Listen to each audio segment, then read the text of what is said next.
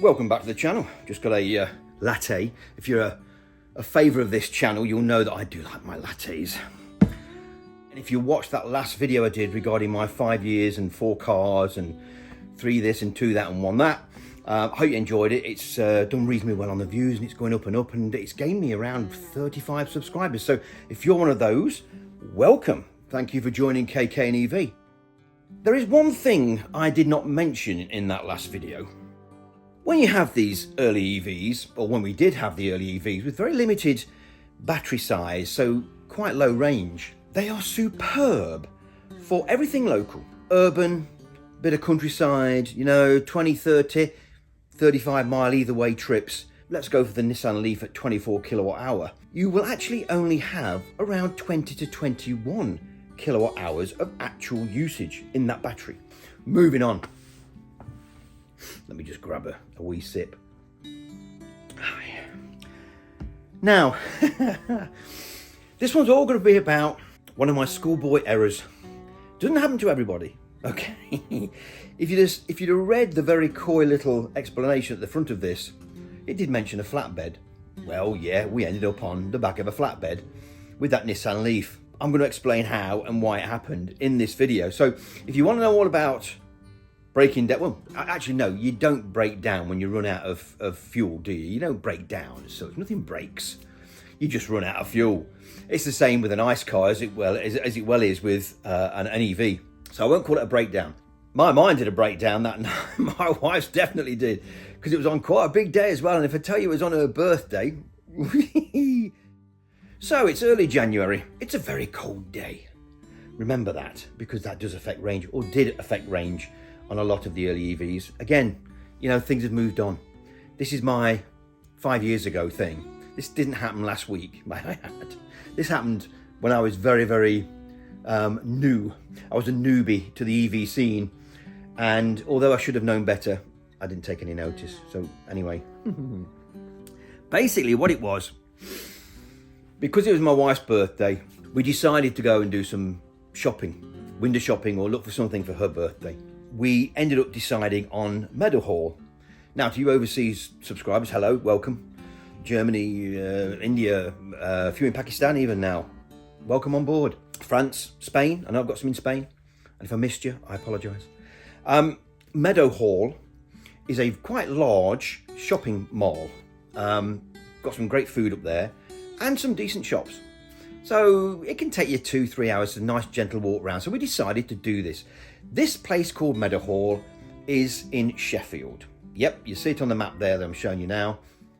We set off on that journey in the Nissan Leaf, heater full on, getting nice and toasty. And I think I left here, if I remember right, with about 92% battery.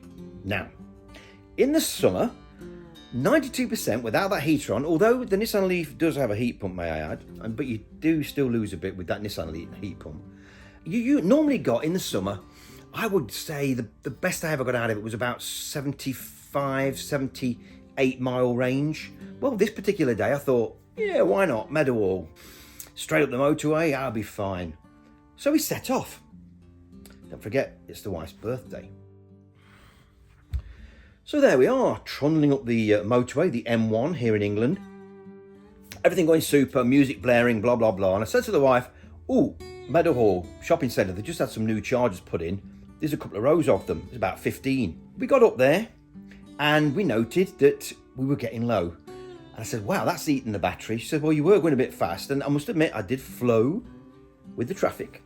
And flowing with the traffic on the M1, I'm going to say it myself here, is normally 70 to 80. And that's flowing. Everyone does it, folks. Don't care about the cameras. Don't care about what you should do. Don't have a go at me in the comments. I'm flowing with the traffic. So when we got there, about 1:45, I popped it on charge. Left it going. That's it. Let's go and do some shopping. So we did the shopping. We had some lunch. We came back around 4:30. By this time, it's just starting to get dark. All the chargers were off. Checked everyone else's. There were only about 4 cars on the charger at that time. But all the rest weren't being used. And I said to the wife, these are not 50 kilowatt either. These are only, I think they were 7s, to be honest. I remember right, there were 7 kilowatt hour chargers. So you get about 6.5 an hour guaranteed. So it's only been on for 2 hours. Now, if you do the maths here, folks, 2 hours or 2 and a bit hours at 6.5, 7, you're lucky if you've got 14 kilowatt hour into the battery. That was my downfall. So we started it up, and it went up to, I think it only went up to about 56% battery. I thought, oh dear. So I says to the wife, we might be struggling here to get home. We're going to have to stop on the way. Well, that's when her anxiety crept in, because she was massively big about range anxiety. And we looked on what was then the only thing you could look at. And I think I Googled it, or I think ZapMap was out then as well. And we found a charger on the way down the M1. I must admit, deep down, I was starting to panic here. And I thought, well, what happens if we get down to the next charger and they're not working? We are screwed. We travelled about 25 mile or whatever from the Sheffield area down to Trowell, which is, for people who don't know, it's north of Nottingham. We ended up going into the services, and there was 2 chargers. Now, again, the early days of EV chargers. One wasn't working. Typical. The other, believe it or not, had a Nissan Leaf on it. We stood around waiting for this person to come back and thought, wow, how long are they going to be? And then all of a sudden I seen this lady come walking back and says, oh, by the way, I'm really down quite low with only a minor percentage. I'm not far off turtle mode, and that's the first time you'll hear that. You're going to hear it a lot more in a minute. Is there a way that I could just get on for 15 minutes? Would you mind? Or you're in a rush? She says, no, I'm in a rush. I can't come off it. I'm as bad as you are. I said, okay, no problem. Thanks for that. So this is when I made the worst decision. We could have stopped there, okay? It was the wife's birthday. There was no rush home. Nothing to get home for. But no, KK here, I made the decision of moving on. Dumb decision. We moved on out of Trowell, thinking that I could get to the next services that I knew had a 50 kilowatt an hour charger, which was not on the motorway, may I add. But the turtle mode was not on. Anyway, she was panicking a bit. So we got back on the motorway. I turned the heating off completely. So you can imagine, we're starting to get a bit cool. I kept to speeds of 40 mile an hour. We got off the M1 here. Yep, that's the map there. This is where it gets a bit tangled. At this stage, the turtle had come on. So here I am now, no heater. Lights still on, of course. No heater, 35 mile an hour. The old yellow turtle on the dashboard. Never seen it before in my life, but I knew what it was. Did my homework before I bought the car. Thinking, wow, how much have I now got with this turtle mode? Yep, that thing flashing there. Have I got 10 mile left? Have I got 5 mile left? I really just did not know. So as you can imagine, I'm not telling the wife anything, but she keeps looking across at the dashboard, and she's got the point that she knows what this turtle thing is. Now, the turtle mode, to anyone who's never been in that position and doesn't own an EV, if you ever get down to turtle mode, it means you're in shit street. It means slow down. It's going to restrict your speed, and it did. It'll turn your heater off sometimes as well, naturally. So you've got no heater, restricted speed. But the idea is to make sure that you get to the next charger within reason. Well, KK didn't have the reason. The big boy, the man, the big decision maker thought, no, he could make it. And I should have waited at that Trowell services for this lady to finish, and I didn't.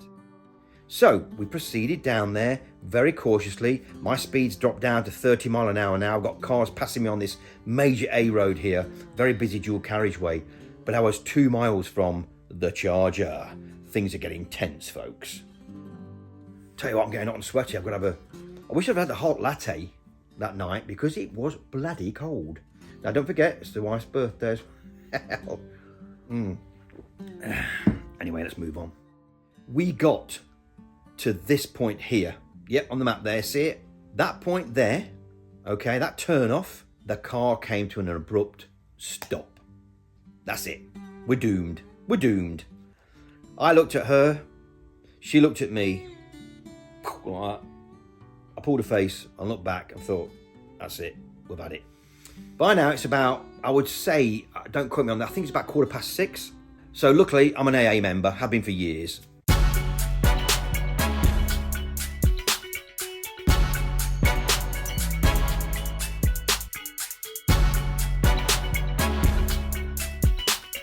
Rang the AA.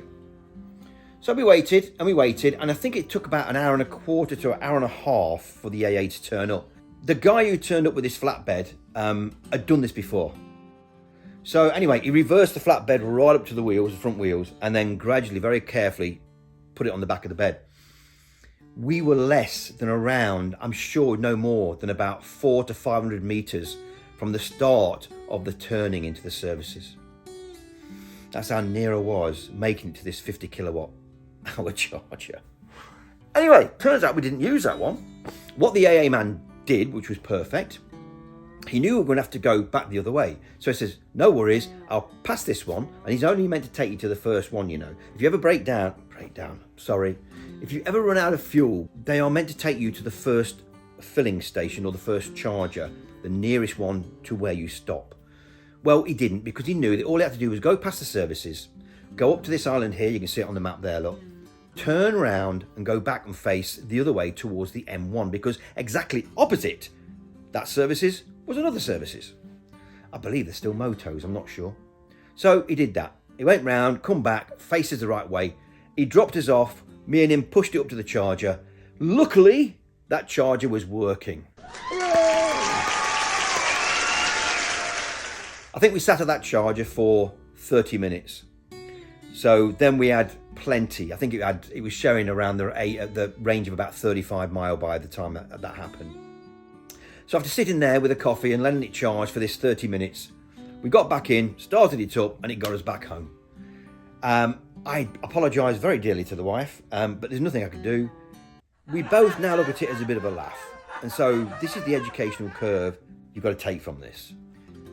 If you buy an early EV because you want to keep the cost down, but you want to get the kids to school, you know, you want to commute in it locally, you want to go and see the relatives locally, you want to do your groceries and all the rest of it, then do it. Don't hold back on this story, and don't let this story, you know, stop you from buying an EV. I'm only telling this to clear the air because it's something that I never mention on my channel. And I'm a big one now for telling 100% truth. I don't mix and lie in support of EVs. If there's something wrong with an EV, I will tell you, genuinely tell you what to look out for. And this is one of those. Don't hesitate to go and use it for further afield, because let's put this in perspective. When that happened to me and the wife, it happened to me, she happened to be a passenger, it was my fault. I'll grant her that. When it happened to me, there was no McDonald's chargers. Can I just say that at that time? Instavolt had not put any of their chargers into the majority of McDonald's. So if you now go up and down that motorway where we went, that 30-mile stretch, I think there's at least 3 McDonald's just off the motorway, all with chargers. So that would not happen now, because I'd have just diverted off and gone to a McDonald's, grabbed a coffee or something to eat, charged it up for 30 minutes and got home. That would have been the ultimate. But at that time, the only chargers were the ones at the actual shopping mall, which led us down because they were all turned off when we got back, like I say. They happened to go off at 4 o'clock, by the way. They've changed that now. Don't panic. But back then, they depowered them at 4. I didn't know that on a Sunday, but they did. They did it because they were shooting the shopping mall at, I think it was 5. Anyway, schoolboy error. And I was the schoolboy, and I made the error. So I'm going to take it on the chin and say that just make sure you plan your journeys if you're going to buy a small, you know, local EV for use. But like I said, I'm going to go back to it and reiterate what I've said. There are far more chargers now, far more en route. Just off the motorway, there's loads now. Plenty. Starbucks are fitting them in now. Most McDonald's have got them in now. Oh, wow. They're all over the place. A couple of Costas, I believe, have got them in now. So don't be put off by doing longer journeys in a small battery EV. Please don't let me put you off, because I'm going back 5 years ago. The charging infrastructure wasn't adequate. It was not adequate at that stage, and I'll be the first EVer to openly say that. But it's just that they were very, very sparse. And when you got to them, the majority of them weren't even working. I hope you can laugh at it, because we do now. So, educational curve. All right, I'm out of it. I've done enough and said enough and embarrassed myself enough. Although it isn't an embarrassment, it happens all the time. And I've even done it in ice cars where I've run out of petrol. Everyone thinks you go around with a gallon of fuel in the back, don't they? Oh, my ice car never runs out of fuel. Well, it bloody does. I've done it before, and I've been in the countryside when it's happened. And I've had to make a phone call or knock on someone's door, blah, blah, blah, years ago. So there's no difference. No difference. No one carries a gallon of fuel around with them. What a load of bull. Anyway, I'm out of here. I'm going to finish this. Hope you enjoyed it. Please subscribe if you already haven't. Plenty more to come on the channel. I'm glad the subscriber base is going up all the time, like I said before. And if you've not been here before, where you've been, you should have been by now. Well, I'm going to finish this latte because it's going cold. But I hope you enjoyed that laugh on me. We'll see you again another time. Latte first.